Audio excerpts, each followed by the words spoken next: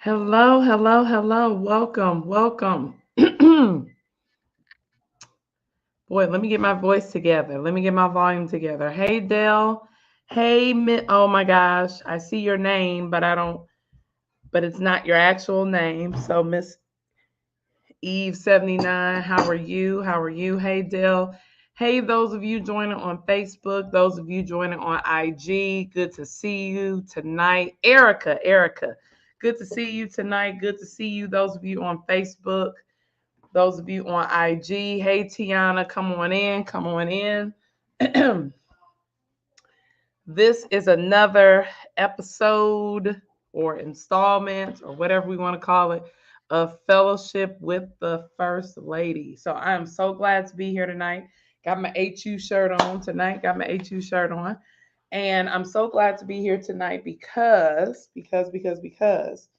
I want to not only give you an opportunity to ask some questions, but I want to talk about something that was inspired by Sharonette Holland. I don't know if she is live on here tonight on Facebook because I can't really see the names just yet on Facebook. But if Sharonette is here, I want to thank her for inspiring me to talk about intentions really quickly. So if this is your first time joining with Fellowship with the First Lady, this is a Q&A thing. If you want to ask questions about anything, I don't have the answers to everything, but I would love to engage and talk to you from a biblical perspective, from a Christian perspective, or just from a person to person perspective, just from a wife to a wife or a mother to a mother or somebody who's struggling with decisions, whatever. So please, yes, Tiana, please go ahead and ask your questions.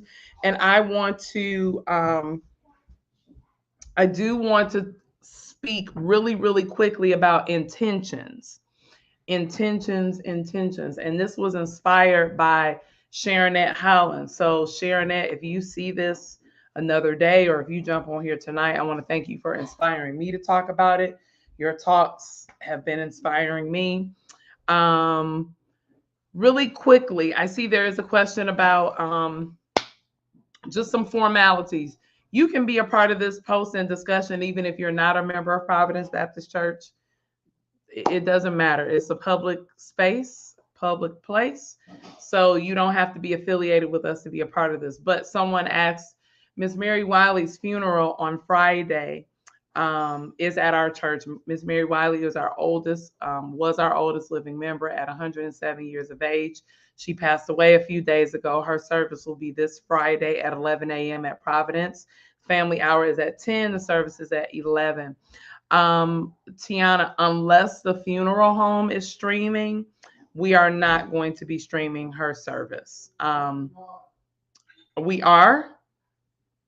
Okay, well, there we go. So it is going to be streamed. So you can tune into the Providence page for the live streaming of her service. All right. So, sure. Trinity wants to say hi. Hi. All right. So, really quickly, I want to talk about intentions. Intentions, right?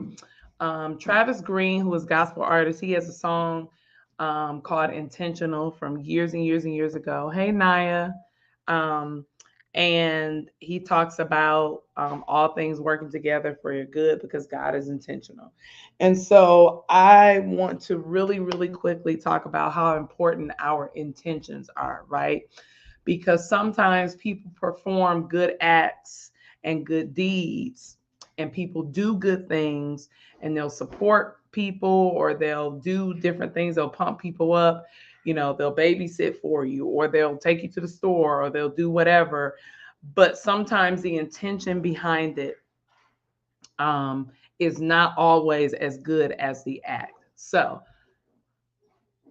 our intentions for anything that we do hopefully has love as a motivating force behind it, right? But let's be honest, sometimes people do things to get things. That's just the reality. Sometimes people only will help people because they know that they can reciprocate that, right? We find that a lot, right? There are some people who they'll give somebody some money that they know can pay them back, right? So although the act was good, your intention was that at some point that person's going to be able to do something for you. And our intentions are so, so, so very important. I always think about this. Extreme Home Makeover was one of my favorite shows with Ty. Remember Ty? His name was Ty Pennington, I think, or is Ty Pennington. That was one of my favorite shows, right? Because that's such a huge act of kindness, right? To make over someone's home, to make someone's dream come true that could not otherwise do that for themselves, right? And I remember having a discussion years ago when that show was out, and I was saying, what if there was a bad intention behind this?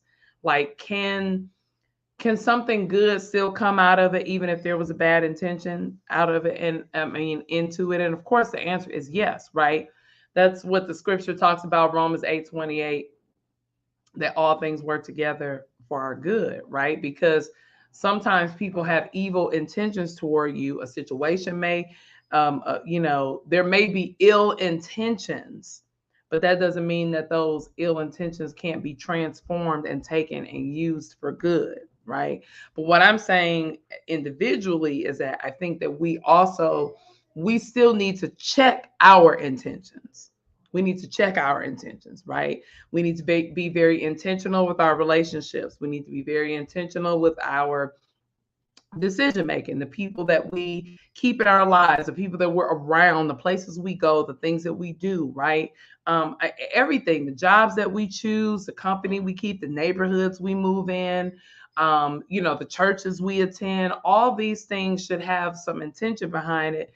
And really, the intention, if you're a Christian, excuse me, is that you're doing things out of love. You're doing things to make sure that people experience God's love here on earth. You're serving, right? You're in a role where you're serving people and you're doing for other people because you want them to experience God's love. You want them to experience God's mercy and his grace and his favor and all of that, right?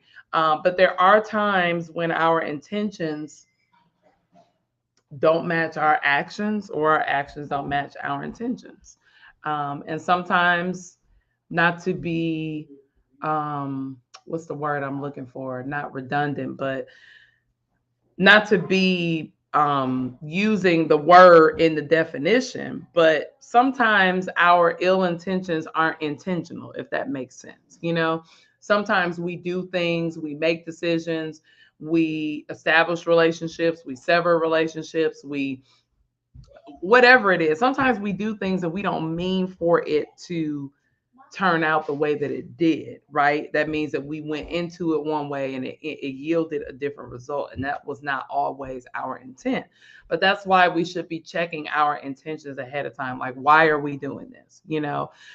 Like, for example, if you decide that you need to go to therapy, why is it that you're going to therapy? What are your intentions behind it? Well, usually people go to therapy to become a better person, maybe to discover some parts about themselves that need to be healed, to get through some issues or whatever. There are a lot of reasons that people go to therapy, right? But what I'm saying is, if you establish your intentions ahead of time, then I think that your experience of the situation and what then ultimately happens would be a whole lot better. And Sharonette Holland, I'm going to keep saying her name. She had a video up not too long ago talking about people's intentions, right? There are some times in our lives where we will find ourselves in situations with people, with jobs, with whatever, where the intention is not good. And I'm gonna give you a perfect example where we have that. Like, say, for example, like in our government, sometimes some of the policies that they put into place, the intention is for harm. It may seem positive on the forefront, but there's a deeper intention behind it that may not be so positive. So what I'm saying is, sometimes people can perform acts, they can do things for you, they can establish a relationship with you, they can put you in the right places, but they have some other intention behind it. And we can't control other people, but we certainly can control what our intentions were or are in a situation or with a person or with a circumstance. So I just think it's important for us to think about our intentions. God is intentional. I do believe that, as the song that Travis Green wrote says, that all things are working together for our good. And there are so many things that go on in our lives, that happen in our lives, that are intentional, they have purpose behind them. It's to make us a better person, a stronger person. Maybe it's to help us make better decisions. Maybe it's to help us appreciate life more. Maybe it's to help us, it could be a number of things, but there's so many things that we experience that God uses intentionally in our lives. And ultimately, all God is trying to do is mold us and shape us to be more like Him. And so everything that happens to us, God literally is just, kind of fixing the squeaky wheel a little bit, sharpening it up, righty tighty, lefty loosey, kind of just like, let me tighten her up a little bit more. She needs a little bit more stability. Let me tighten her up a little bit more. She needs a little bit more understanding. Let me put something over here. She needs a little bit more love. Let me do something over here. She needs a little bit more whatever. Every little situation and circumstance can be orchestrated and will be orchestrated for our good. And when we do things in life, when we go places, when we join things, when we befriend people, when we establish relationships, when we make decisions, when we do all these things, we should make sure that our intentions behind that are also to make us better people and to ultimately be, who God wants us to be. So that is really all I wanted to jump on and share today. I just came from my community HOA meeting and I did not want to go, but I will tell you, I did have a good time talking to some neighbors that were there.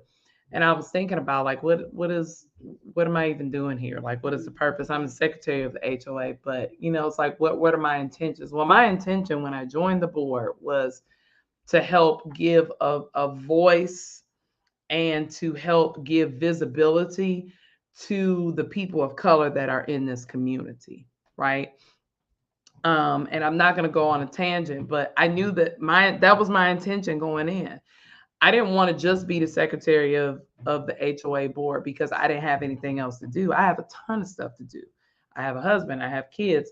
I'm a full-time special ed teacher. I'm a first lady at the church. The girls have dance. We have a candle line. I am secretary in my AKA chapter. I have a non-for-profit organization. There's a million other things that I do. So I clearly was not doing it because I wanted to add one more thing to my plate. But I also just talked about and looked at our neighborhood and I'm like, it's the same group of people or it's the same people are showing up to these HOA meetings. And because of that, I wanted to be someone that somebody could look at on the board and say, man, she's on the HOA board. Maybe I should start coming to the meetings. I don't know, she looked like me. She's on the HOA board. Maybe it's interesting. So my point is, whenever you make a decision to do something, to buy something, to go somewhere, to be a part of an organization, whatever, to think about your intentions behind it. What is the purpose of it? What are you trying to do here? What are you trying to get out of it? And just know also that even in the more difficult circumstances or situations that we all face and that we all deal with, that there is intention behind it. There is intention behind it. So that is really all I wanted to share. Hi, Edith. That's all I wanted to share. This fellowship with the First Lady. Listen, I really want y'all to start asking me questions. Some people have been asking me good questions. Somebody asked me 2 weeks ago, is it appropriate for Christians to watch a show called Lucifer? Those are the kind of things I want to talk about. I don't want to get on here and preach a sermonette all the time. I want to get on here and get into the nitty gritty. Somebody asked if it was appropriate. Somebody was told that being cremated is unchristian and it's against God. That's the kind of stuff I want to get into. That's the kind of stuff I want to get into. Somebody said, how can you watch as many horror movies as you do and you're a preacher? That's the kind of stuff I want to talk about. So make sure you find some questions. And even if you don't have questions, maybe someone has questions and all that. And listen, I want to show you guys something. Can you see Facebook? It may not be that visually appealing, but I made some scalloped potatoes.